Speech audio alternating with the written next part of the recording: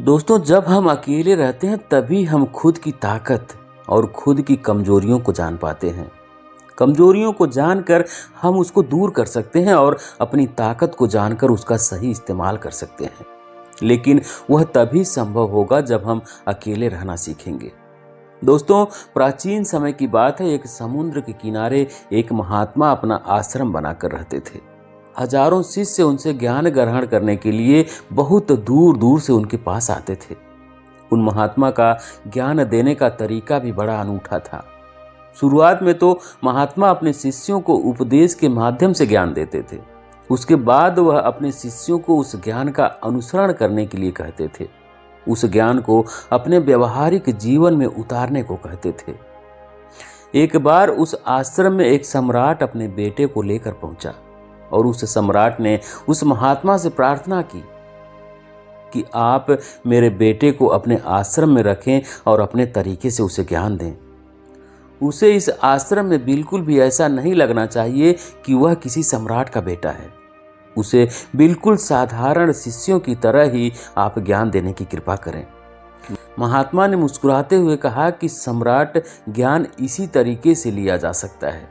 अगर तुम अपने आप को दूसरों से बड़ा समझोगे तो तुम कभी ज्ञान ग्रहण कर ही नहीं पाओगे।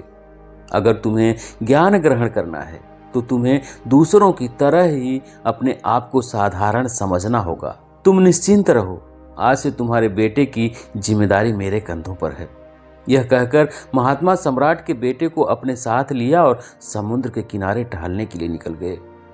आश्रम के बाकी सभी बच्चे उस सम्राट को देख रहे थे। सम्राट अपने बेटे को रथ पर बिठा कर लाया था, जिससे सभी बच्चे समझ गए थे कि यह लड़का सम्राट का बेटा है। इसी वजह से आश्रम के सभी बच्चे सम्राट के बेटे की तरफ आकर्षित हो गए थे। जब महात्मा सम्राट के बेटे को लेकर समुद्र पर जा रहे थे तो सम्राट का बेटा अचानक फूट फूट कर रोने लगा, क्योंकि अभी वह सिर्फ 10 वर्ष का था और 10 वर्ष की आयु में उसके पिता उसे अपने से दूर छोड़कर चले गए थे। यह सदमा वह बच्चा सहन नहीं कर पा रहा था।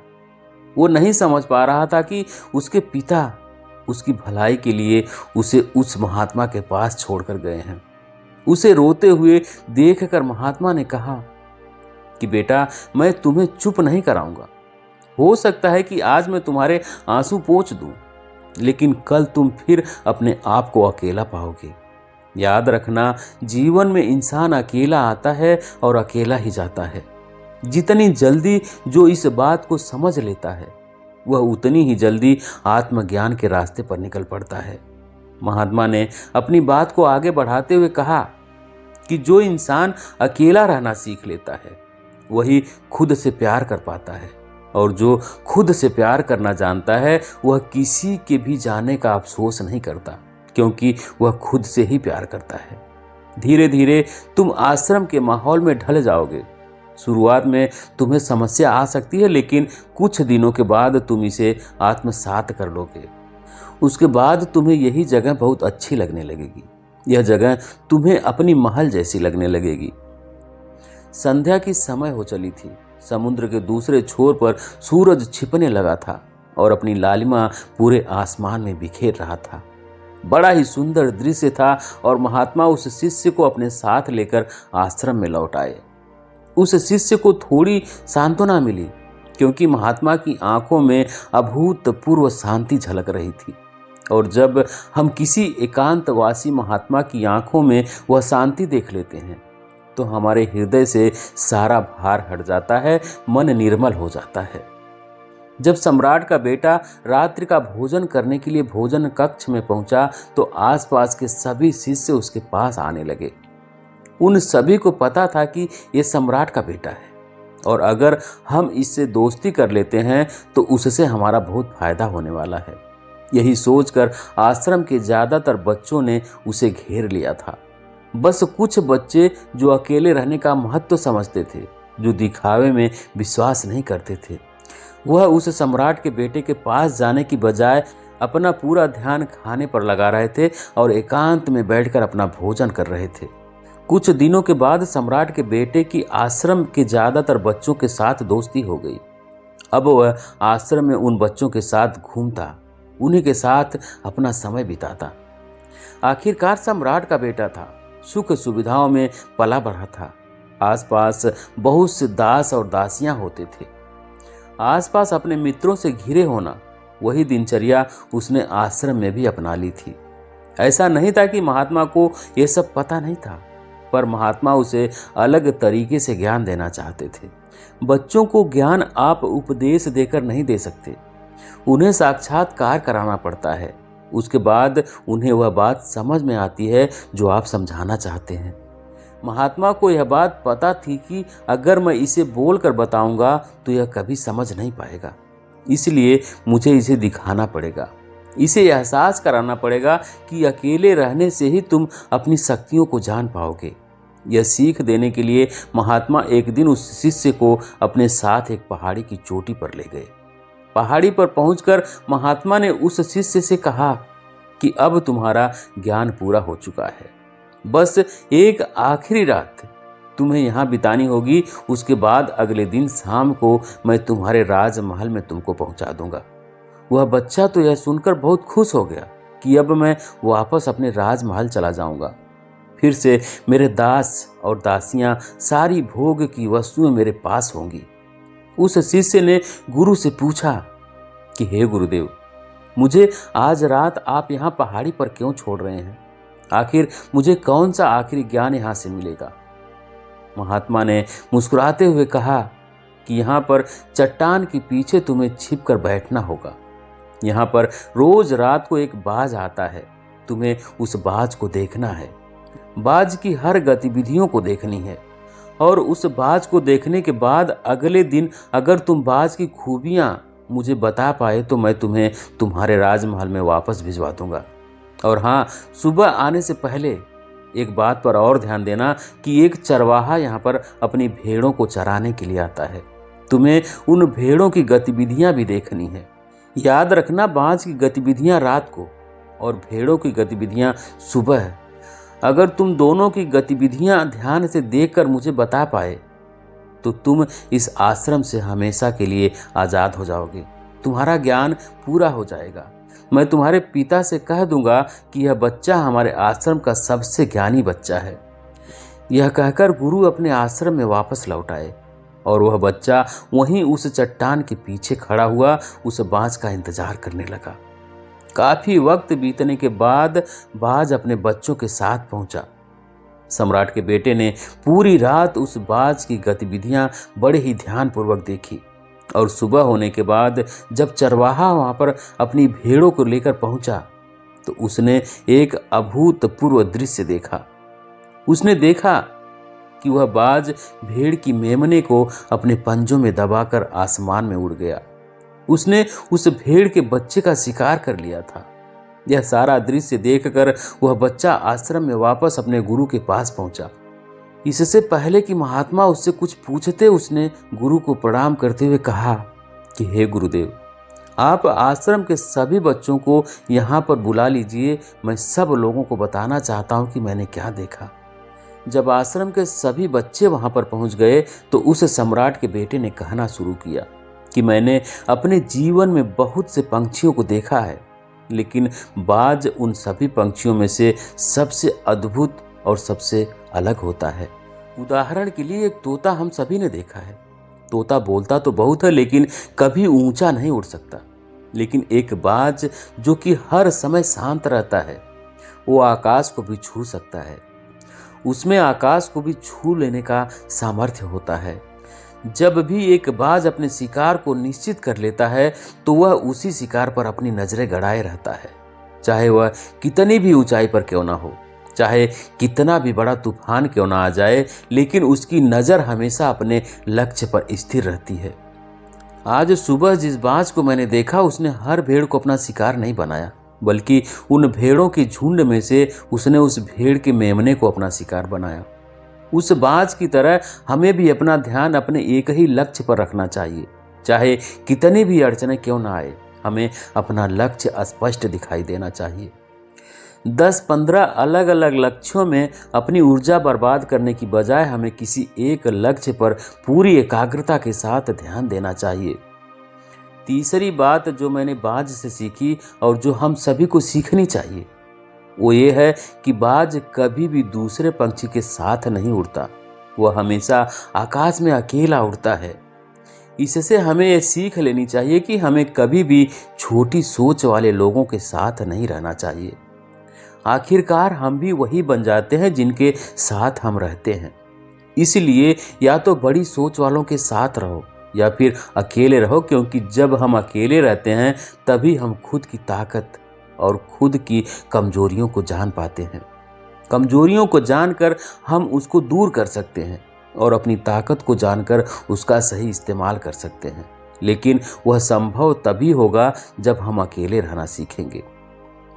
चौथी सीख जो हमें एक बाज से लेनी चाहिए कि एक बाज हमेशा अपनी सीमाओं से ऊपर उठकर उड़ता है। जब तूफान आता है तो हर एक पंछी अपने घोंसले की तरफ भागता है, खुद को छुपाने की जगह ढूंढता है। लेकिन बाज ऐसा कुछ भी नहीं करता। वह खुद की सीमाओं को तोड़कर बादलों से भी ऊपर उड़ने का प्रयास करता है। हवाएं उसे थपेड़े मारती हैं, पंख उसके भारी हो जाते हैं।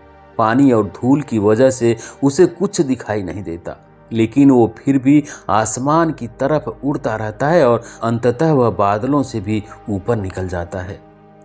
और वह तब तक उड़ता रहता है जब तक मौसम ठीक ना हो जाता।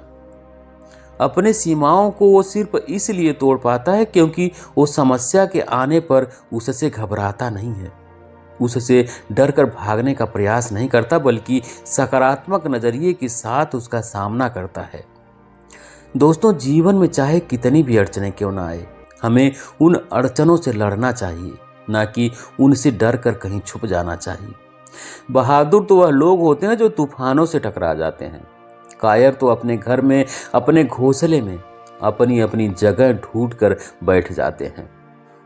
पांचवी बात जो हमें एक बाज से सीखनी चाहिए कि बाज कभी भी अपने घोंसले में घास के कोमल तिनके नहीं रखता। जो तिनके कोमल हो जाते हैं वह उन्हें निकाल कर फेंकता रहता है। उसी तरह चाहे कितनी भी आरामदायक जिंदगी आपको मिली हो, लेकिन उस आराम से ऊपर उठकर अपने आलस्य को तोड़कर जीवन में मेहनत करते रहना चाहिए। जीवन में पसीना बहाना चाहिए, शारीरिक मेहनत करनी चाहिए। अपने घोंसले से कोमल तिनका उठाकर फेंक दो और आज ही अपने आलस्य को तोड़ दो। हर दिन अपने आप को चुनौतियां दो, हर दिन मुश्किलों से लड़ो, क्योंकि वही मुश्किल आपको मजबूत बनाएगी। दोस्तों, शेर को भी झुंड बनाकर शिकार करते देखा जा सकता है, लेकिन बाज हमेशा अकेला शिकार करता है, क्योंकि वह जानता है कि भीड़ हौसला तो देती है मगर साहस छीन लेती है। आदमी को हमेशा अकेले ही आगे बढ़ना होता है। यही कारण होता है कि वह जल, थल और नभ सभी जगहों पर अपने शिकार का परचम लहरा सकता है। बाज की उम्र लगभग 70 साल की होती है, लेकिन 40 साल में ही उसका शरीर बूढ़ा हो जाता है। नाखून उसके पैरों में धंसने लगते हैं, पंख उसके शरीर में चिपकने लगते हैं, उसकी चोंच मुड़ जाती है, उसका शरीर भारी हो जाता है। ऐसी स्थिति में शिकार करना तो क्या, उड़ने की भी हालत उसकी नहीं रहती। ऐसे में उसके पास सिर्फ 2 विकल्प होते हैं। पहला, या तो वो खुद की इस अवस्था को स्वीकार कर ले और भूखा प्यासा मर जाए, या किसी दूसरे जानवर का शिकार बन जाए। और दूसरा विकल्प यह होता है कि वह 6 महीने एक बहुत ही दर्दनाक प्रक्रिया से गुजरे और खुद को फिर से पहले जैसा मजबूत बना ले। लेकिन बाज तो बाज है, वह दूसरा विकल्प चुनता है। इसके लिए वह खुद को बहुत ही ऊंचे पहाड़ पर ले जाता है, जहां पर वो पहले अपनी चोंच से अपने सारे पंख खींच खींच कर उखाड़ देता है और फिर चट्टान पर पैर मार मार कर अपने पंजे तोड़ देता है। उसके बाद उसी चट्टान पर पटक पटक कर अपनी चोंच को तोड़ देता है और इस लहूलुहान अवस्था में खुद को दूसरे जानवरों से छुपाता फिरता है। अगले 6 महीने तक वो इसी दर्दनाक प्रक्रिया से गुजरता है और इंतजार करता है नई चोंच, नई पंख और नए पंजों का। तब फिर वह अपनी नई जिंदगी शुरू करता है और निकल पड़ता है अपने शिकार पर, और अगले 30 सालों तक वह राज करता है। इसीलिए समय आने पर हमें भी अपनी पुरानी बातों को छोड़ना पड़ता है, और कुछ नया सीखना पड़ता है। समय के साथ बदलना पड़ता है, अपने आप को तैयार करना पड़ता है, वरना हमारा भी शिकार हो सकता है, हम भी पीछे रह सकते हैं। इसके बाद सम्राट के बेटे ने भेड़ों की विशेषता बताते हुए कहा कि भेड़ हमेशा झुंड में चलती हैं। उन्हें झुंड में एक साथ चलने की हिम्मत मिलती है, लेकिन जैसे ही उन पर शिकार होता है वैसे ही वह भेड़ तितर बितर हो जाती हैं और उस पूरी भेड़ में से सभी भेड़ अपने साथी की मदद करने के लिए वापस नहीं लौटते। इससे हमें यह सीख मिलती है कि हमारे साथ कितने भी लोग खड़े हों, किसी पर भी यकीन नहीं करना, और यकीन करना तो खुद पर करना, क्योंकि बुरा समय आने पर वह भेड़ कब तितर बितर हो जाएगी आपको पता भी नहीं चलेगा। महात्मा को प्रणाम करते हुए सम्राट के बेटे ने कहा कि गुरुदेव, अगर मुझसे कोई सीख रह गई हो तो कृपया करके आप बताने की कृपा करें। महात्मा ने सभी बच्चों को संबोधित करते हुए कहा कि यह सभी बातें जो अभी इस बच्चे ने बताई है सब सही है, लेकिन ये सारी खूबियां आप लोगों में तभी पैदा होगी जब आप अकेले रहने का प्रयास करेंगे। आपने देखा होगा कि बाज कभी भी किसी दूसरे पंछी के साथ नहीं रहता, ना ही किसी के साथ अपनी जोड़ी बनाता है। वह आसमान में अकेला उड़ता है और अकेला उड़ने की वजह से वह अपनी कमजोरियों को जान पाता है। उसके बाद महात्मा ने अपनी बात को खत्म करते हुए कहा कि मैं आज रात इस सम्राट के बेटे को इसके राजमहल में छोड़ने के लिए जा रहा हूँ, क्योंकि इसकी सीख यहाँ पर पूरी हो गई है। और यह कहकर महात्मा उस सम्राट के बेटे का हाथ पकड़कर राजमहल के लिए रवाना हो गए। तो दोस्तों, ये थी आज की कहानी। आपको कैसी लगी कमेंट करके ज़रूर बताएं। वीडियो को लाइक करें, शेयर करें, और चैनल पर नए हैं, चैनल को सब्सक्राइब नहीं किए हैं तो प्लीज़ चैनल को सब्सक्राइब करें, बेल आइकन भी प्रेस कर लें ताकि आने वाली सभी वीडियो का नोटिफिकेशन सबसे पहले आपको मिले। वीडियो देखने के लिए बहुत बहुत धन्यवाद।